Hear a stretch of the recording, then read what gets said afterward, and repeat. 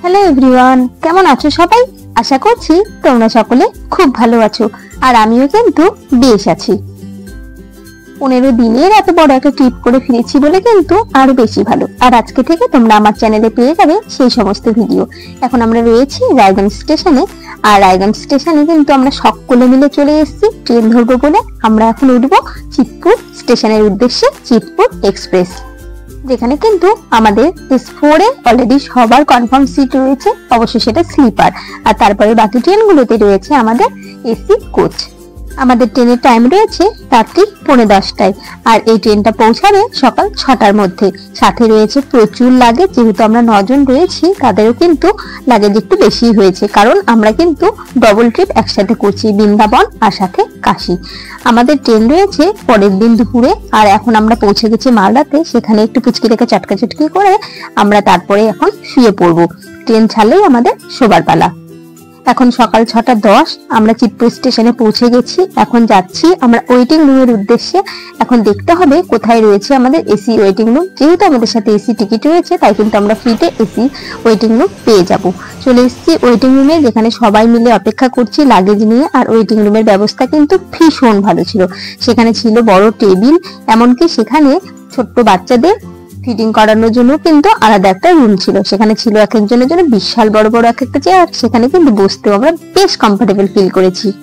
যেহেতু 26শে ফেব্রুয়ারি শিবরাত্রি ছিল, আমরা কিন্তু সকলে শিবরাত্রির উপোস করেই গেছি, তাই কিন্তু আর আমরা চিতপুর স্টেশনে কোনো রকম খাওয়া দাওয়া করবো না। এখান থেকে এখন আমার হাজবেন্ড আর একদম আমার যে দাদা যে গেছে, তিনি মিলে চলে যাবে শিয়ালদাতে। সেখানে একদম স্কনে নিরামিষ খাবার পাওয়া যায়, সেখান থেকে এই খাবারের প্যাকেট কিন্তু নিয়ে চলে এসছে। ওরা দুজন খেয়ে এসছে, আর আমাদের বাকি 7 জনের জন্য 8টা পার্সেল নিয়ে এসছে। একটা এক্সট্রা রেখেছি, সাথে বাচ্চা আছে তাদের জন্য। আর খাবার ছিল ভীষণ ভালো। আর দেখো এদিকে ট্রেনে দিয়ে দিয়েছে আমাদের 1:10 ট্রেন, 1টার মধ্যেই দিয়ে দিয়েছে লাইনে। এখন আমাদের সকলের মিলে ট্রেনে ওঠার পালা। চলো ট্রেনে উঠতে উঠতে তোমাদেরকে আরো একটা কথা বলে রাখি। আমরা যে চিতপুরে ওয়েটিং রুমে ছিলাম, সেখানে কি সিস্টেমে ছিলাম বা ওয়েটিং রুমটা কিরকম, কিভাবে তো সেখানে তোমরা সমস্ত কিছু অ্যারেঞ্জ করতে পারবে, সেই সবটা কিন্তু আমি পরবর্তী ভিডিওতে তোমাদের সঙ্গে শেয়ার করব। এটা আমি আমার ডেইলি লাইফস্টাইলের মতনই একটা আমি যে যাচ্ছি সেই ভিডিও বা সেই উপলব্ধিটা তোমাদের সঙ্গে শেয়ার করলাম। দেখো ট্রেন যেহেতু দিয়ে দিয়েছে, আমরাও কিন্তু সকলে ওঠার চেষ্টা করছি এখন। আর একে একে লাগেজ গুলো কিন্তু আমরা তুলছি। তো চলো প্রথমে ভালো মতো ভাবে লাগেজ গুলো ওঠানো হোক, তারপর লাস্টে কিন্তু আমি তুলবো। আর তা না হলে ভিডিওটা করবে কে বলো তো? ভিডিওটাও তো করে আমার বন্ধুদের সাথে শেয়ার করতে হবে, কারণ আমার পরিবারের সকলে যেমন আমার সাথে থাকছে, আমার আরো একটা পরিবার কিন্তু আমার জন্য অপেক্ষায় থাকছে যে আমি কিরকম ভিডিও শেয়ার করছি বা আমি কোথায় যাচ্ছি তার জন্য। আমাদের ছিল 3rd AC economy coach. Economy coach তার একটাই কারণ, ইকোনমি কোচের সিট গুলো একটু বেশি চওড়া হয়। আর যেহেতু 20 ঘন্টা জার্নি, তার জন্য কিন্তু আমরা এই ইকোনমি কোচের সিটটাই বেছে নিয়েছি, যার জন্য আমাদের ভাড়া পড়েছে এক একটা সিটে 100 সামথিং একটু করে বেশি পড়েছে। তো যাই হোক, সকলে উঠে পড়েছে। এবারে কিন্তু আমারও ওঠার পালা ট্রেনে। তার আগে পক্ষীর একটাকে একবার ভালো মতো দুপাশ থেকে দেখে নিই, কারণ এটাই কিন্তু নিয়ে যাচ্ছে আমাদের স্বপ্নের সেই জায়গা বৃন্দাবনে। চলুন তবে ওঠা যাক ট্রেনে। ট্রেন ছাড়ারও সময় হয়ে গেছে, আর মিনিট 10-এর মধ্যেই কিন্তু ট্রেনটা ছেড়ে যাবে। প্রথমে ট্রেনটাতে যাই, বাবা কি ভীষণ শক্ত। তো চলুন ট্রেনটাতে উঠি, তারপর আপনাদেরকে কোচগুলো একটু ভালো করে দেখিয়ে দেব। দাঁড়ান আগে একটুখানি বসে নিই। এই ট্রেনে ওঠা একটা যুদ্ধের মতন। এই দেখুন সবাই বসে গেছে, সবার সিটে এখানে রয়েছে অবশ্য আমাদের 4টে সিট। তার মধ্যে যেটা সব থেকে বেটার সেটা হচ্ছে আমাদের একটা সাইড লোয়ার রয়েছে। এদিকে 3টে সিটই আমাদের রয়েছে, আর সেই সাথে রয়েছে সাইড লোয়ারটা।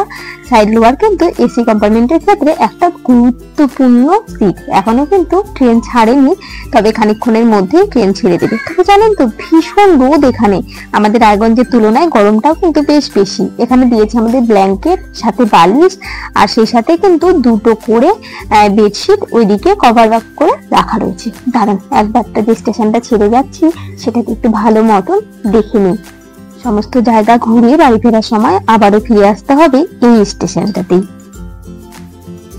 এখন পরের দিন সকাল 9:30। ট্রেনটা কিন্তু একদম টাইম মতো টুন্ডুলা স্টেশনে নামিয়ে দিয়েছে। আমরা মথুরা স্টেশনে ট্রেন পাইনি, তাই টুন্ডুলার স্টেশনে ট্রেনের টিকিট নিয়েছিলাম, আর সেখানে কিন্তু আমাদের 3 নাম্বার প্ল্যাটফর্মে নামিয়েছে। এখন আমরা স্টেশন থেকে বেরোবো, তবে তার আগে যে ট্রেনে করে এলাম সেটাকে আরো একবারটা ভালো করে দেখে নিই। ওঠার আগেও যেমন ট্রেনটাকে একবার আমিও দেখেছিলাম, আপনাদেরও দেখিয়েছিলাম, ঠিক তেমন ভাবেই কিন্তু আরো একবার দেখে নিলাম। এখন আমরা স্টেশনের বাইরে, তবে যেখান থেকে আমাদের গাড়ি বুক করতে হবে সেখানে।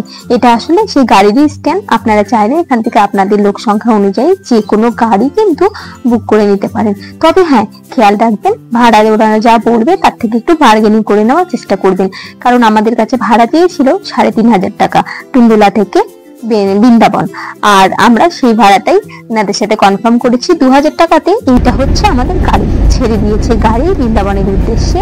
গাড়ি নিজেকে আরো স্পিড বাড়িয়ে চললো। ড্রাইভারের কথা মতো এখান থেকে নাকি 2 ঘন্টা মতন লাগবে বৃন্দাবনে পৌঁছাতে।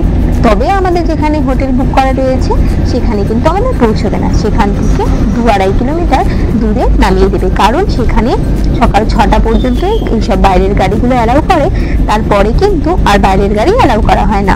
আমাদেরকে যেখানে নামাবে সেখান থেকে আমাদেরকে আবার টোটো নিয়ে যেতে হবে।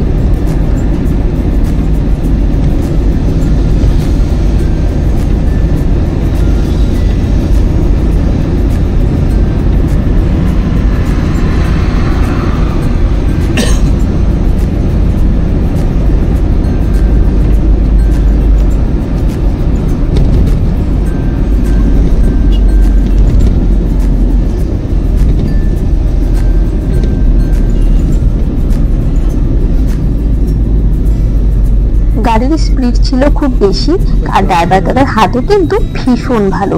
তবে এত স্পিডে যাওয়া সত্ত্বেও কিন্তু আমাদের সময় লাগবে 2 ঘন্টা মতন। এখনো 1 ঘন্টা পার হয়ে গেছে, চলে এসেছি একটা টোল ট্যাক্সে। তবে এই টোল ট্যাক্সের টাকা কিন্তু ওই ড্রাইভার দাদাই পে করবে, কারণ ওনাদের কি সব ওগুলো ব্যবস্থা করাই থাকে, এটা আর আমাদেরকে এক্সট্রা করে পে করতে হবে না। সেই জিনিসটা কিন্তু আপনারাও খেয়াল করে নেবেন, এটা ড্রাইভারদেরই দেওয়ার রুলসে আছে।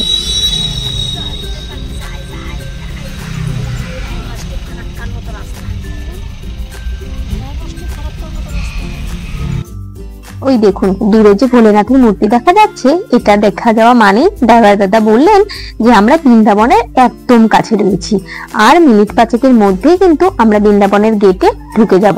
এখানে নাকি একটা ঢোকার আগে বৃন্দাবনের গেটও রয়েছে। তবে দেখুন কি অসাধারণ লাগছে শিব ঠাকুরের এই মূর্তিটা, এত বড়, কত দূরে রয়েছে তা জানি না, তবে কিন্তু এখান থেকে যত বড় মনে হচ্ছে আপনারাও কিন্তু ভিডিওতে দেখে হয়তো বুঝতেও পারছেন কতটা বড় হতে পারে। এই সেই বৃন্দাবনের গেট, মেরু বৃন্দাবন। এখানে গাড়িটা কিন্তু একটু স্লোতেই যাচ্ছে, তবে হ্যাঁ গেটটা কিন্তু ভীষণ সুন্দর। এই গেটটা ক্রস করা মানেই আপনি বৃন্দাবনের ভেতরে পৌঁছে গেছেন। এখান থেকেই শুরু হচ্ছে আমাদের বৃন্দাবনের পথ চলা। তবে দেখুন ওই যে আমরা বড় একটা শিবলিঙ্গ দেখেছিলাম, সেটা কিন্তু এখান থেকেও দেখা যাচ্ছে। সেই শিবলিঙ্গ বা মূর্তিটি আরো বড় হয়ে গেছে। এই সেই মন্দির যেটা আমরা দেখেছিলাম এতক্ষণ ধরে, বৈষ্ণবী মাতা, যেটার নাম হচ্ছে 4 ধাম। তবে হ্যাঁ এখানেও নাকি আমরা বেড়াতে আসবো। ড্রাইভার দাদা বললো এইসব স্পট গুলো আপনারা একটু ঘুরে নেবেন। এখানে আরো প্রচুর মন্দির রয়েছে জানেন তো, আসার পথে এত মন্দির দেখলাম মনে হচ্ছে কখন যে আসবো। তো যাই হোক, আর মিনিট 2-এর মধ্যেই আমাদেরকে গাড়ি থেকে নেমে যেতে হবে। তারপরেই কিন্তু আমরা টোটো ধরবো, টোটো ধরে সেখান থেকে যাব আমাদের হোটেল যেখানে নেওয়া রয়েছে, সরি হোটেল নয়, সেটা একটা গেস্ট হাউস, সেখানে পৌঁছে যাব। চলুন তবে এখনকার মতো ভিডিওটা এখানেই শেষ করছি। আমরা হোটেলে পৌঁছই, আর হোটেলে পৌঁছে আমরা কিরকম ধরনের গেস্ট হাউসে থাকছি সেটাও কিন্তু আপনাদের সঙ্গে শেয়ার করব। সবাই সাথে থাকো, পাশে থাকো। আজকের ভিডিওটা ভালো লাগলে অবশ্যই কমেন্ট করে জানিও, আর হ্যাঁ একটা লাইক করে দিও। আর আমি কিভাবে বৃন্দাবনে এসেছি, কোন ট্রেনে এসেছি, সমস্তটা কিন্তু তোমাদের সঙ্গে শেয়ার করবো পরবর্তী ভিডিও।